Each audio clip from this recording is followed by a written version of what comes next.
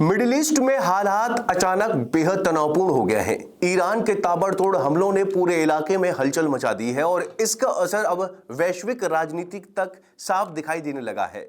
इन हमलों के बाद डोनाल्ड ट्रंप को भी अपना रुख बदलना पड़ा है, जिससे मामला और ज्यादा चर्चा में आ गया है। रिपोर्ट्स के मुताबिक ईरान ने एक साथ मिडिल ईस्ट के 9 देशों के गैस ठिकानों को निशाना बनाया। इनमें कतर का सबसे अहम गैस हब रास लाफान इंडस्ट्रियल सिटी भी शामिल है, जहां से दुनिया की बड़ी मात्रा में एलएनजी सप्लाई होती है। बताया जाता है कि कतर से करीब 90% एलएनजी सप्लाई ग्लोबल मार्केट तक पहुंचती है, इसलिए इस इलाके पर हमला पूरी दुनिया के लिए चिंता की बात बन गया है।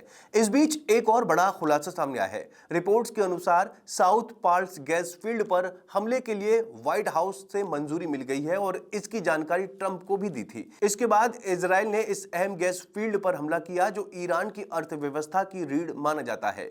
लेकिन कतर पर हमले के बाद ट्रंप का रुख अचानक बदल गया। उन्होंने बयान जारी कर कहा कि अब इजराइल ईरान के किसी भी गैस या तेल ठिकाने पर हमला नहीं करेगा। साथ ही उन्होंने यह भी कहा कि उन्हें इस हमले की जानकारी नहीं थी और कतर इस पूरे मामले में निर्दोष है। उन्होंने चेतावनी दी कि अगर कतर पर आगे हमला हुआ तो अमेरिका और भी सख्त जवाब देगा। बताया जा रहा है कि इस यू टर्न की एक बड़ी वजह कतर की नाराजगी है। रास लाफान पर हमले के बाद कतर के प्रधानमंत्री ने अमेरिकी अधिकारियों से कड़ा विरोध जताया, जिसके बाद ट्रंप को खुद हस्तक्षेप करना पड़ा। उन्होंने कतर को भरोसा दिलाया कि अब उसके ठिकानों पर कोई हमला नहीं होगा। रास लाफान कतर के नॉर्थ फील्ड में स्थित एक बेहद अहम प्रोसेसिंग यूनिट है, जहां दुनिया की सबसे ज्यादा प्राकृतिक गैस प्रोसेस की जाती है।